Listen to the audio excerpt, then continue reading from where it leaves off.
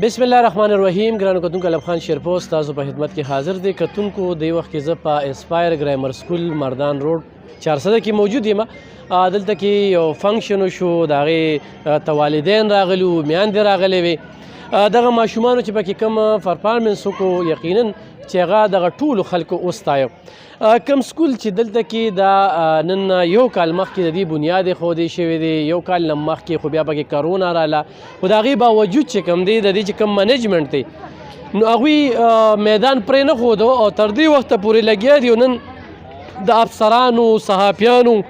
او مختلفو هغه خلکو چې هغوی په بچو باندې اعلی تعلیم کول غواړي او مختلفو سکولونو ته خپل بچي بوتلی دي واپس دلته راغلل. غټه وجه دا چې یو خو دې کې کوم میډمانې دي دا هر یو کې د اعلی تعلیم والا وي، خو دې کې چې کوم د اعلی تعلیم والا دي نو تنخواګانې زه وایم چې په دې 400 کې چې څومره نه زیاته تنخوا ورکوي نو هغه به دغه اسپایر ګرامر سکول ورکوي. نو د هغې نه د هغې مالکان دا تمه لري چې ماشوم هغې په دغه کې سره کمپرومایز نه کومه او هغه ماشومان چې موږ کور کې نشو ساتلی، یعنی هغه شان تربیت یې نشو کولی، نو ډېر واړه واړه ماشومان تاسو وینئ او هغوی چې دلته په دې سټیج باندې کوم پرفارمنس وکړو دغه وګوره هغه ماشومې ته وګورئ دغه بچی چې کومه ده نو دا هم په دلته کې وه. نو یقینا چې دا د دغه سکول خوبي ده او همدغه وجه چې د لږ وخت کې د کوم خلکو زړه ګټلې. کتونکو دا دې وخت کې چې زه صفت کومه نو په دې وجه کومه چې ما هغه والدینو سره خبرې وکړې، د هغوی انټرویو چې کوم دی هغه به تاسو ته وړاندې کومه. هغوی مطمئن یو، نو چې هغوی مطمئن یو نو پکار ده چې موږ هم په یو اداره باندې ډېر خلک خو ایډورټایزمنټ کوي، خو چې دا نن سکول ته راشي نو بیا به کال به ورته صبر کوي، بیا ماشوم ویستی نه شي. دلته کې ایډورټایزمنټ نشته، شروع نه واله تر نن ورځې پورې دې سکول ایډورټایزمنټ نه دی شوی. خو دا موږ هم اتفاقي چې کوم دی تاسو ته کوم وړاندیز کوو نو موږ دا ماشومانو نه ډېر زیات مطمئن شو، نو تاسو ته یې وړاندې کوو. ډېر خلک داسې وو چې زه په خپلو بچو باندې اعلی تعلیم وکړم او په خپله ضلع کې وکړم، نو بیا د هغې دپاره دغه اسپایر ګرامر سکول دی. موږ سره میډم ولاړه ده د سکول کې چې کومه ده نو ټیچره ده، د دوی سره به خبرې اترې کوو. څه وایي دې سکول باره کې؟ تاسو به نورو سکولونو کې ښودنه کړې ده؟ السلام علیکم، زما نوم سحر بیبي دی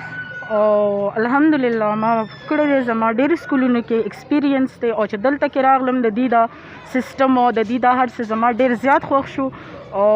زمونږ سیسټم چې دی نو دا د نورو سکولونو نه تقریبا ډېر مختلف دی. دلته کې رالم او د دې دا اکټیویټي چې ما وکتل او د دوی چې کوم مطلب د ماشومانو کوم هغه د اکټیویټیز دي او د ماشومانو چې کوم دوی هغه بانډ جوړوي او باونډریز جوړوي نو هغه الحمدلله د ټولو سکولونو نه ډېر مختلف دي. او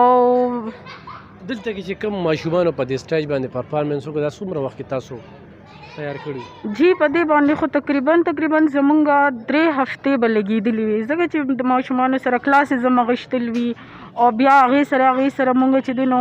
ماشومان پریپیر کول مو هغې دپاره چې دی د سانګ سلیکشن مو نو ډېر لکه زمونږ ورکې ډېر ټایم ولګېده.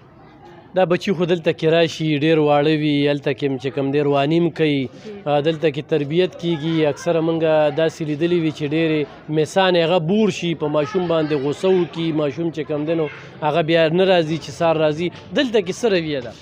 نه چې دلته کې خو به تاسو په خپل هم کتلي وي چې ماشومان څونه خوشحالېږي او څونه موږ سره چې کوم ماشومان اول راځي نو هغې خو لکه ډېر پیرنټس دا وایي چې هسې نه موږ ماشومان راولېږو هغه جاړي، خو چې د هغې ماشوم یو ورځ راشي په دویمه ورځ هغه په خپله را رواني. نو الحمدلله زمونږ د ټیچر زمونږ میډم چې کوم دا د هغې ماشومانو سره داسې رویه ده چې ماشوم په خپله وایي چې زه ځم سکول ته، چې یو ماشوم په خپله وایي چې زه ځم سکول ته نو د هغې نه بنده په خپله اندازه لګولی شي چې زمونږ دلته کې څنګه سیسټم روان دی او څنګه زمونږ رویه د ماشوم. څومره میسانې دي سره؟ جی موږ سره دلته کې تقریبا 7-8 میسانې دي. 7-8 میسانې، صحیح. ښه کتونکو 7-8 میسانو ته چې کوم دی ښه د الله پایې تنخوا ورکوي نو دا خو یو روزګار دغه شو.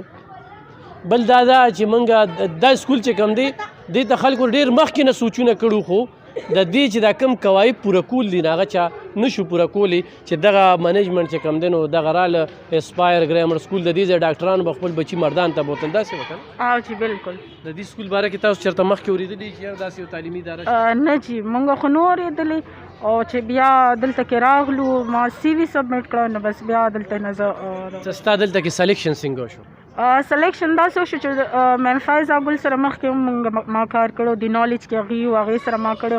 بیا زه رالم ما هغې پرېښودی و هغه سکول نو بیا رالم ما ته چا وویل چې دلته کې زه شتې لکه د یو ټیچر بیا رالم ما دلته کې خپله سی وي سبمټ کړه بیا راته میډم وی چې تاسو راځئ الریډي هغې سره خو مونږ کار کړی ډېرې به داسې مسترد شوي وي آج ډېرې راځي داسې خو هر وخت راځي سی وي سبمټ کولو له خو لکه زمونږ چې کوم دی مونږ ایکسپیرینس ټیچر اخلو مونږ داسې ټیچر اخلو چې هغه زمونږ د ماشومانو بیس ښه جوړ کړي چې دا نه چې مونږ سره کوم ایډمیشن راشي میاشت دوه تیر کړي کال تیر کړي هغه واپس لاړ شي مونږ وایو چې مونږ نور ایډمیشن هم واخلو او زمونږ نه پیرنټس خوشحاله صحیح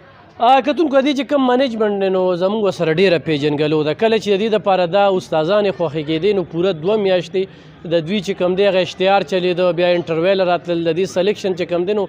د لاهور نه خلک راغلي یو هغې کې بیا سلیکشن وشو خو د دې چې کومه میډم ده نو هغه دلته کې د 400 کې یو نامي ګرامي خاندان سره هم تعلق ساتي او بل دا د هغې قابلیت او ایکسپیرینس چې کوم دی د هغې خلک ډېر زیات ستاینه کوي او چې څوک هم د هغې نوم واوري چې یاره د دې سکول پرنسپله ده نو بیا خپل بچی چې کوم دی د هغه سکول نه روباسي په کومو سکولونو کې چې هغې وخت تېر کړی دی نو دا د اسپایر ګرامر سکول چې کوم دی هغه خصوصیاتو تاسو سره هم شریک کړل انشاءالله بیا به راځو په دې باندې به خبرې ترې کوو ډېره مننه